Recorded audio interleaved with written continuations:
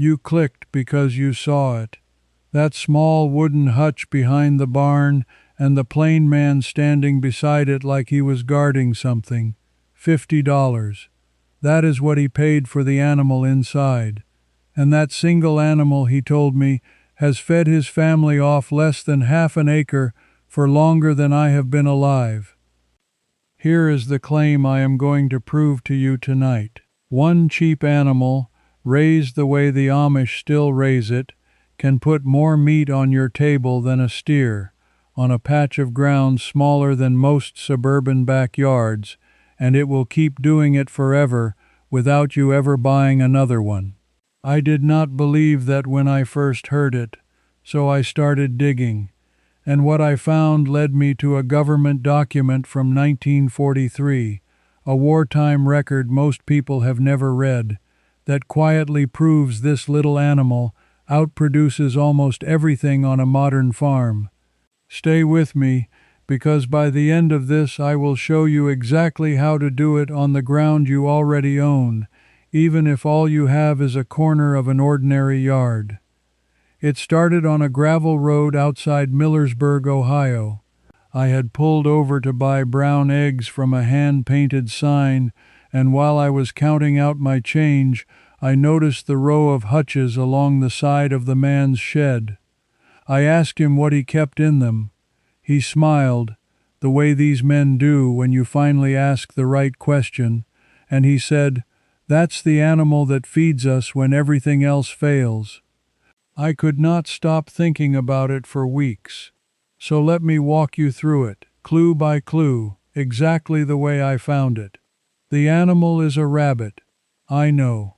You expected something grand, something rare. But hold on, because the moment you dismiss it is the exact moment you lose the thing your great-grandparents understood in their bones. Let me show you what changed my mind. The first thing that stopped me cold was the math on reproduction. I sat at that man's kitchen table with a pencil, and he walked me through it. A single healthy doe, a female rabbit, can be bred to have a litter of 8 kits. She carries them only 31 days. 31 days. She can be bred again while the first litter is still nursing, and within a single year one doe and her offspring can produce, by conservative count, around 300 pounds of meat. Let that sit for a second. 300 pounds of meat from one animal you bought for $50 in 1 year on the ground where your kids play. A beef steer takes the better part of 2 years to give you 400 pounds of usable meat, and it eats an acre of pasture doing it. This rabbit does nearly the same work in a space the size of a garden shed. I thought maybe the Amish man was exaggerating, the way proud folks do. So I went looking for numbers from people who had no reason to flatter him. And that is when I found the wartime records, and the story got a lot stranger than one family on a gravel road. Because it turns out the United States government once begged its own citizens to do exactly what this Amish family never stopped doing. During the Second World War, when beef and pork were rationed and men were dying overseas, the Department of Agriculture launched a program to get ordinary families raising rabbits in their backyards. They printed leaflets, they ran clubs. In 1943, at the height of it, backyard rabbit raising was feeding meat to families in cities and small towns all across the country, in places where nobody had land for a cow or a pig. The government's own figures from that era spelled it out plainly. Rabbits convert feed to meat more efficiently than cattle, hogs, or sheep. They found a rabbit could turn about 4 pounds of feed into 1 pound of meat, while a steer needed far more than double that. And rabbit meat itself was leaner and higher in protein than chicken, beef, or pork. So here is my first real clue, and I want you to hold on to it. This was not fringe knowledge. This was national policy, printed and mailed to millions of homes less than a lifetime ago. The whole country knew. But therefore I had to ask the question that has been nagging me ever since. If the government itself proved this animal could feed a nation off scraps and backyard corners, why has almost every family you know completely forgotten it exists? Somebody, somewhere, wanted you to stop. And before I could figure out who, I had to understand why the Amish never did. So I went back, not to the same farm, but deeper into the plain settlements, this time near Lancaster County in Pennsylvania, where some of these families have kept rabbits without interruption for over 100 years. I wanted to know what they knew that the rest of the country lost.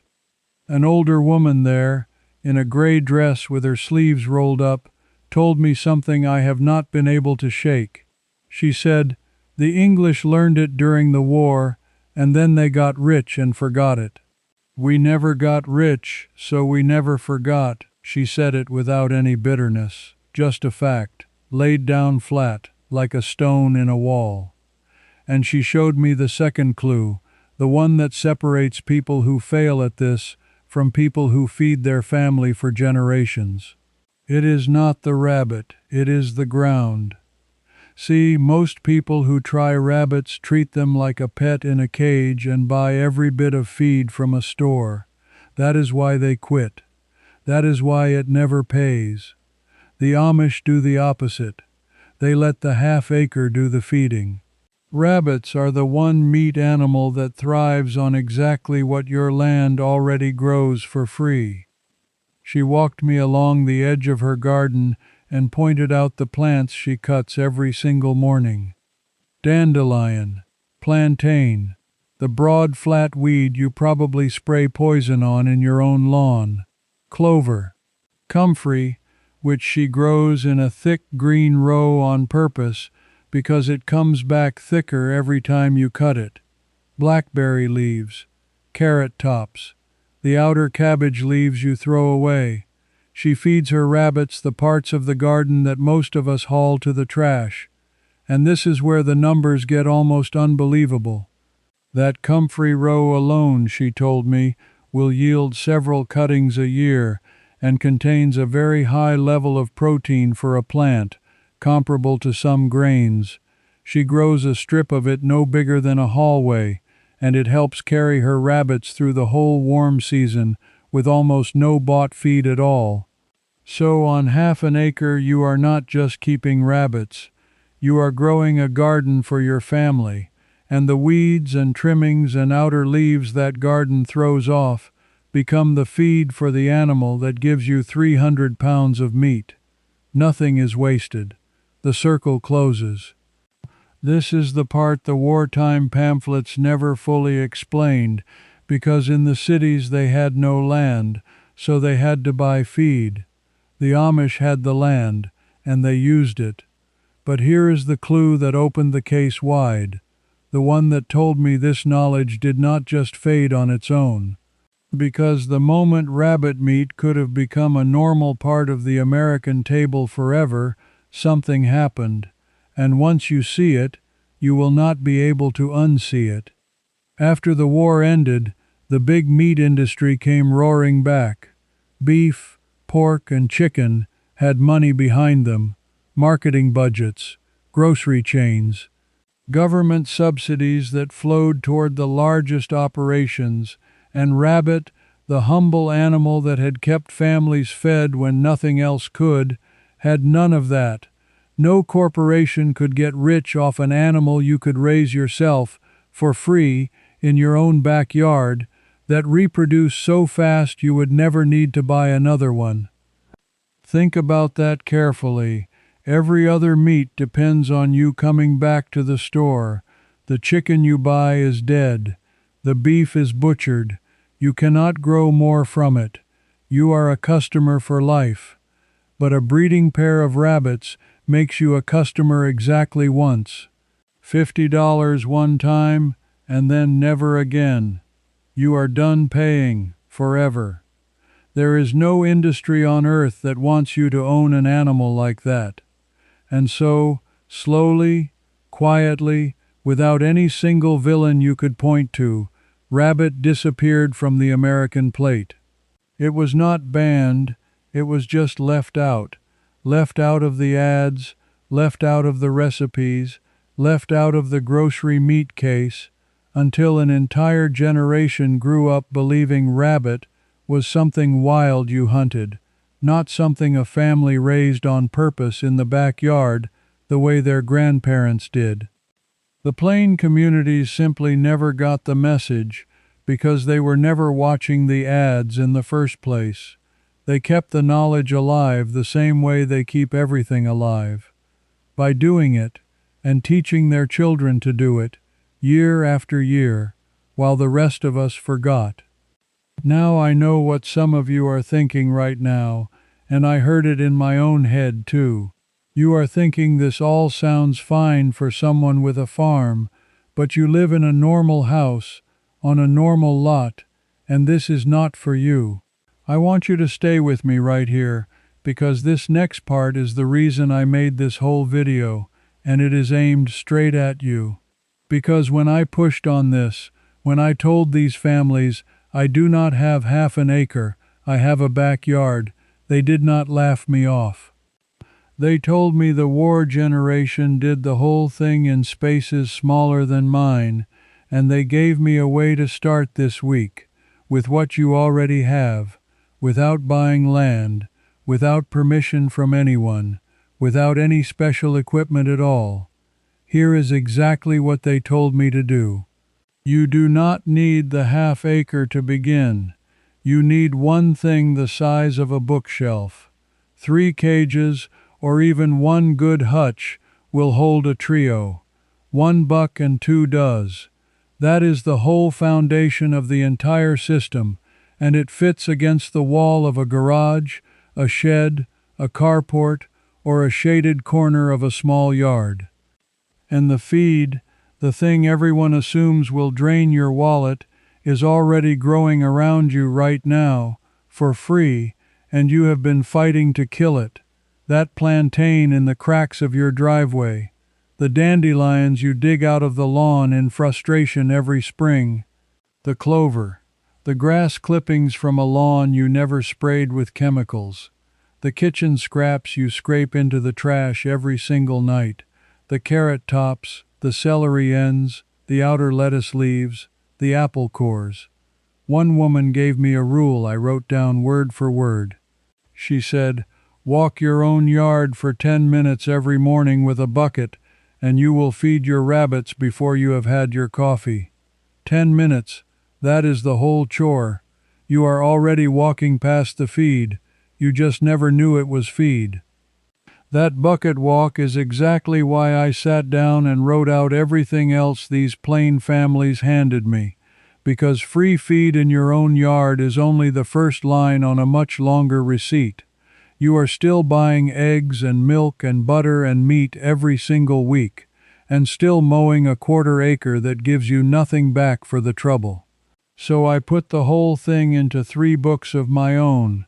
The fenced backyard laid out bed by bed so it truly feeds a household, the animals placed where they never take over the yard, the rabbits and the small pigs and the milk decision-sized for a tiny lot, and a 12-month calendar with the storage and the templates that walk a family off the grocery store in 1 year, on the ground you already own, with no acreage, no loan, no tractor, no move to the country.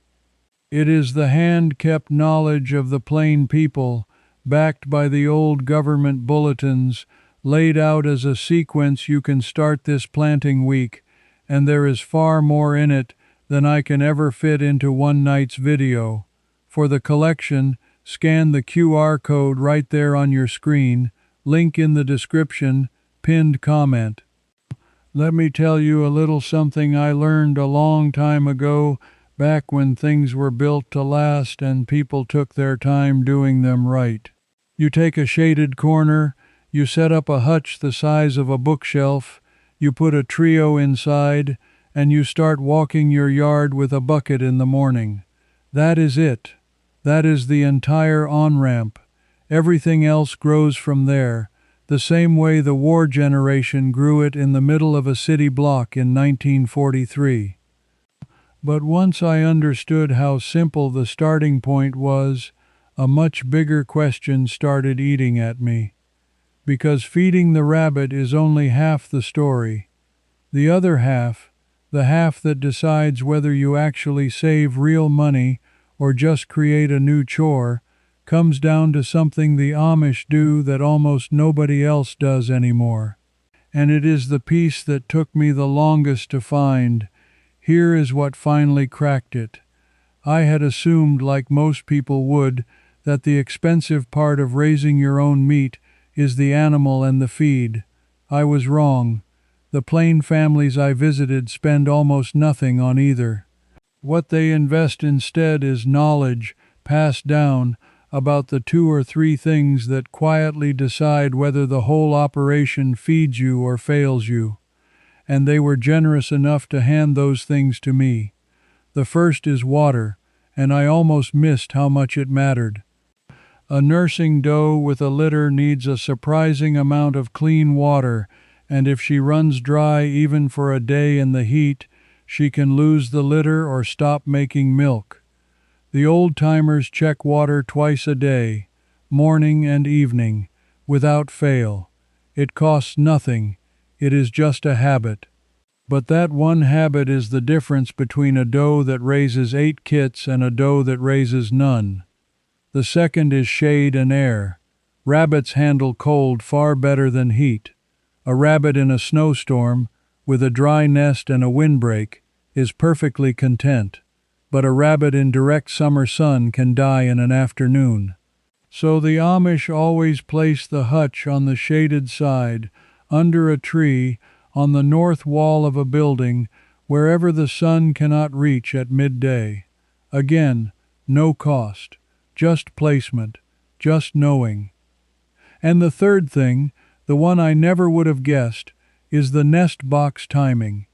The woman in Lancaster told me she puts the nesting box into the doe's hutch on about the 28th day after breeding, 3 days before she is due, and not before. Put it in too early and the doe fouls it and treats it like a lounging spot. Put it in on time and she builds a proper nest, pulls her own fur to line it, and keeps every kit warm through the first cold nights. That single piece of timing, that one number, 28, is the sort of thing that separated a family that ate from a family that went hungry, and you will not find it printed on the bag of feed at the store. So now I had the animal, I had the feed growing free in the yard, I had the 3 habits that keep it all alive, but there was still a hole in the story, and it was the biggest one of all, because meat only helps you if you can keep it. And these families do not have freezers running off the grid. So how, I kept asking, do you turn 300 pounds of rabbit a year into food that lasts through a whole winter without electricity? That question is what led me to the finale, the thing I actually came here to tell you, the clue that solved the whole case. I found it in an old text that predates the war program by decades, a household and farming record from the 1800s describing how country families preserved meat long before anyone had a refrigerator. And when I brought what I read to the plain families and asked if they still did it, one of the men nodded slowly and said, "That is exactly how my grandmother did it. We still do."